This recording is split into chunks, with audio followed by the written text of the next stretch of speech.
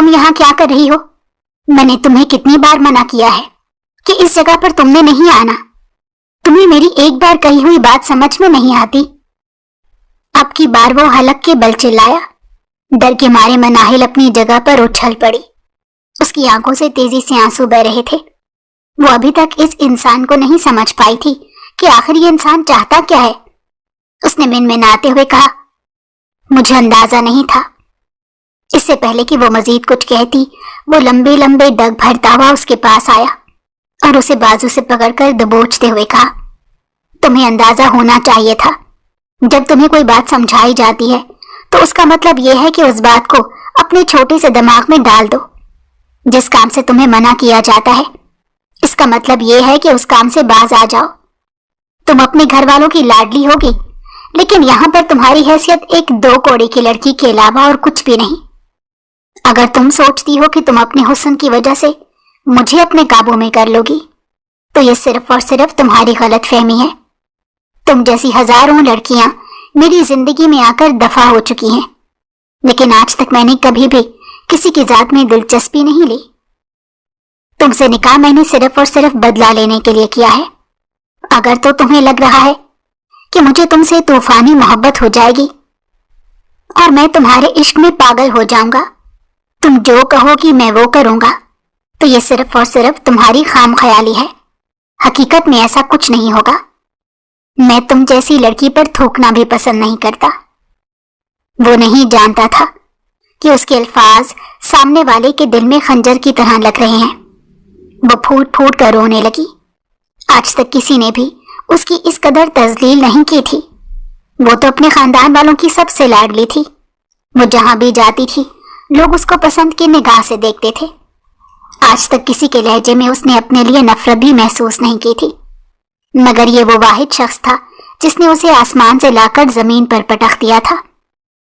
अब अपनी ये गंदी शक्ल ठीक करो और जल्दी से अंदर जाओ। वहां पर रानी तुम्हारा इंतजार कर रही होगी। आज रात का खाना तुम बनाओगी। ये कहकर वो वहां से बाहर की तरफ निकल गया, लेकिन जाने से पहले गार्ड को उस कमरे की हिफाजत पर मामूर कर गया था जिसमें थोड़ी देर पहले वो दाखिल हो रही थी।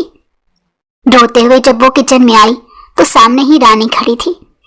इसे लग रहा था सामने खड़ी हुई औरत उसे नरम लहजे में बात करेगी, लेकिन रानी के चेहरे के तासुरात यकदम बदल गए और वो गुस्से से कहने लगी, मैं तुम्हारी नौकरानी नहीं हूं जो कब से यहाँ पर खड़ी तुम्हारा इंतजार कर रही हूं।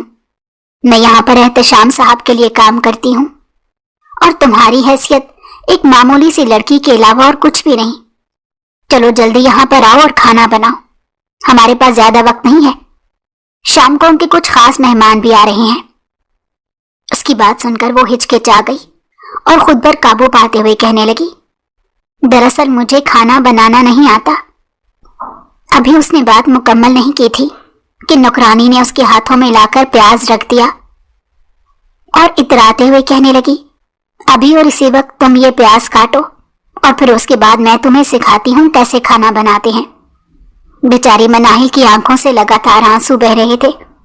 पहले जब वो कभी अपने घर की नौकरानियों को किचन में काम करते देखती थी तो बड़े शौक से कहती थी कि अम्मी मुझे भी खाना बनाने का शौक है, मैं भी खाना बनाऊंगी। मगर उसकी माँ ने उसे बहुत लाडों से रखा हुआ था। आज तक कभी भी उसे किचन में कदम रखने की इजाजत नहीं दी थी। उसका खाना उसके कमरे में बेड पर पहुंचा दिया जाता या फिर वो डाइनिंग टेबल पर सबके साथ बैठकर खाती थी। उसने कभी भी हवेली का कोई काम नहीं किया था और अगर करने की कोशिश करती थी तो उसके बड़े उसे रोक देते थे। मगर आज जाकर उसे अंदाजा हो रहा था कि जिस काम को देखकर वो पुरजोश हो जाती थी वो किस कदर मुश्किल है। उसने अपने हाथों से खाना बनाया। रानी ने जानबूझकर नमक ज्यादा कर दिया था क्योंकि वो चाहती थी कि इस लड़की की इज्जत अफजाई हो। दरअसल रानी पिछले 20 सालों से इस हवेली में रह रही थी। उसकी अपनी बेटी थी जो कि 17 साल की थी। वो भी बेहद खूबसूरत थी।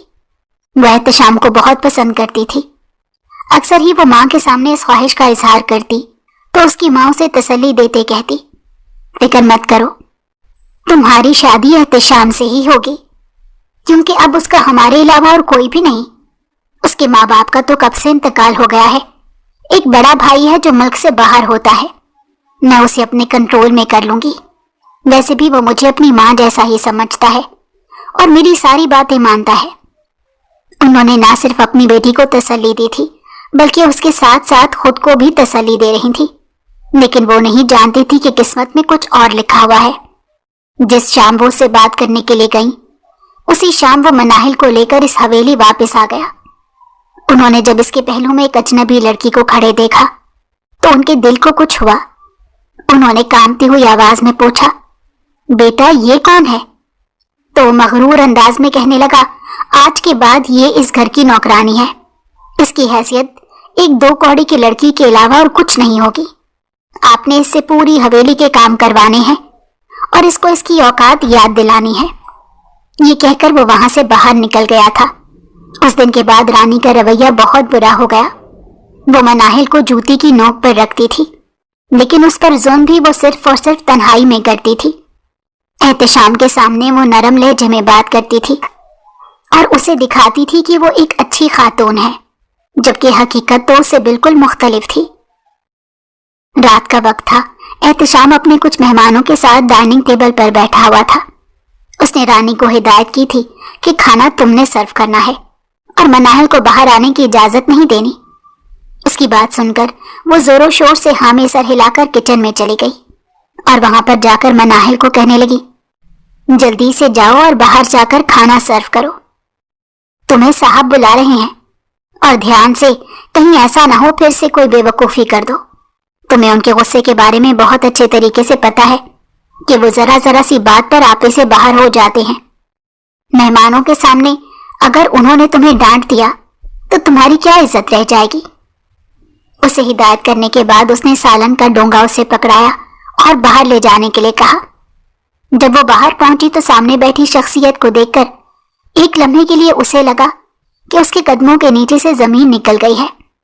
सामने कोई और नहीं बल्कि शहरयार खान बैठा हुआ था।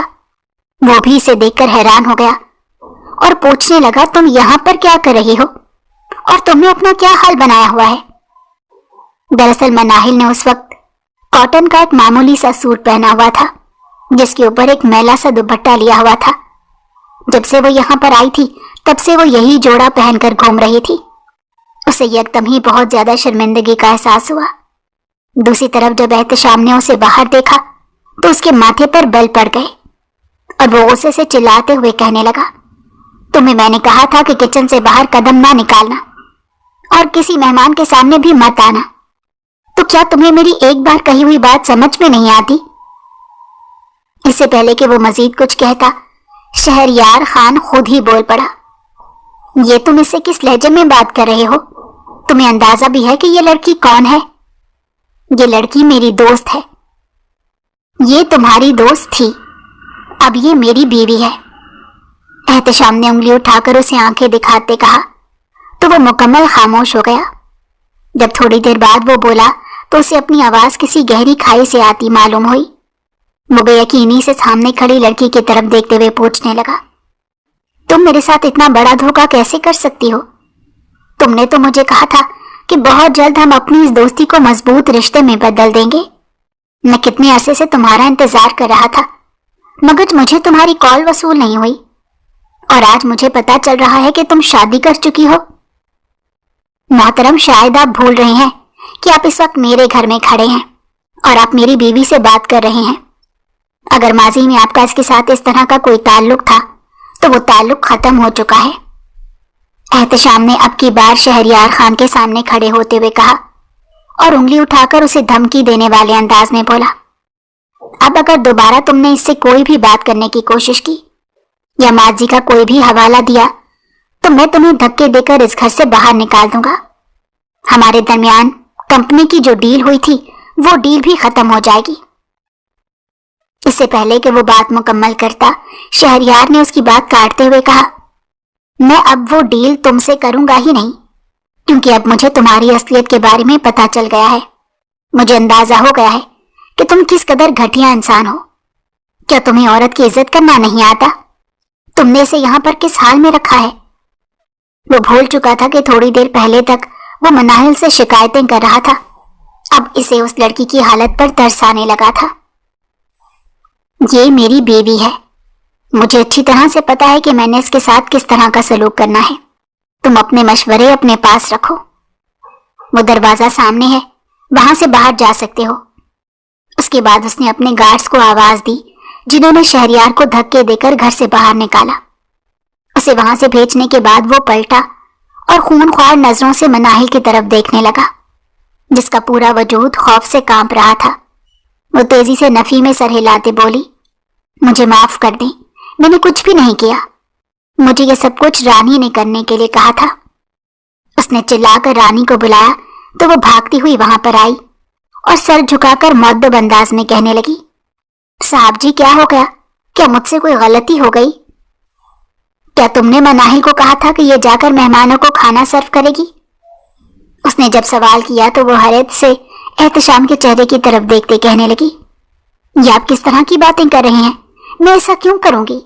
میں نے تو اسے منع کیا تھا کہ آپ باہر نہ جائیں، کیونکہ صاحب کو یہ سب کچھ پسند نہیں ہے، مگر انہوں نے میری ایک بات بھی نہیں سنی اور باہر بھاگی چلی آئیں۔ اب آپ ہی بتائیں کہ میں کیا کرتی؟ اس سے پہلے کہ وہ مزید کچھ کہتی، احتشام نے ہاتھ اٹھا کر اسے خاموش رہنے کا اشارہ کیا اور پھر اسے وہاں سے بھیج دیا۔ وہ کچن کے دروازے میں جا کر کھڑی ہو گئی اور چھپ کر تماشا دیکھنے لگی۔ دل ہی دل میں وہ بہت خوش ہو رہی تھی۔ احتشام چھوٹے چھوٹے قدم اٹھاتا مناہل کے پاس گیا اور اس کے کندھے پر ہاتھ رکھتے ہوئے اطمینان بھرے انداز میں کہنے لگا، لگتا ہے تمہیں عزت راز نہیں آتی، تمہارے ساتھ مجھے کچھ اور ہی کرنا پڑے گا۔ مناہل کی آنکھوں سے تیزی سے آنسو بہ رہے تھے۔ وہ پھوٹ پھوٹ کر روتے ہوئے کہنے لگی، آخر آپ مجھ پر اتنا بڑا ظلم کیوں کر رہے ہیں؟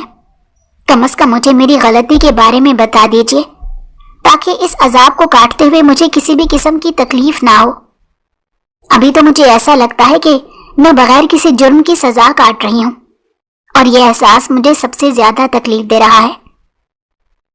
رکو، ذرا صبر کرو، تمہیں تمہاری غلطیوں کے بارے میں بھی پتہ چل جائے گا، لیکن اس سے پہلے تمہیں تمہاری اس غلطی کی سزا دینی چاہیے۔ اس نے مناہل کا ہاتھ پکڑا اور اسے کھینچتا ہوا باہر لے کر چلا گیا۔ رانی جو کہ انتظار کر رہی تھی کہ ابھی تھوڑی دیر بعد ہی چھوٹی بی بی کو مار پڑے گی، وہ برا سا منہ بنا کر رہ گئی۔ دوسری طرف مناہل مسلسل خود کو چھڑوانے کی کوشش کر رہی تھی اور چلاتے ہوئے کہہ رہی تھی، آپ مجھے کہاں پر لے کر جا رہے ہیں؟ کم از کم مجھے اس جگہ کے بارے میں تو بتا دیں، تمہیں بہت جلد اندازہ ہو جائے گا۔ فی الحال اپنا منہ بند رکھو، اگر دوبارہ تم نے مجھ سے سوال کیا تو میں ابھی اور اسی وقت تمہیں زندہ زمین کے اندر گاڑ دوں گا۔ یہ کہہ کر اس نے مناہل کو گاڑی میں دھکا دیا اور خود ڈرائیونگ سیٹ پر جا کر بیٹھ گیا۔ تھوڑی ہی دیر کے بعد وہ ایک بہت بڑے بنگلے میں چلا گیا تھا، جسے دیکھ کر ہی خوف محسوس ہو رہا تھا۔ وہ اسے کھینچتا ہوا نیچے تہہ خانے میں لے کر گیا۔ وہاں پر اس نے ایک چھوٹی سی الماری میں ایک بہت بڑا سانپ قید کر کے رکھا ہوا تھا۔ وہ سانپ ڈستا نہیں تھا اور نہ ہی کسی قسم کا نقصان پہنچاتا تھا۔ اس سانپ کا مقصد صرف اور صرف لوگوں کو خوفزدہ کرنا تھا۔ مناہل نے جب اسے دیکھا تو اسے لگا کہ اس کے قدموں کے نیچے سے زمین نکل گئی ہو۔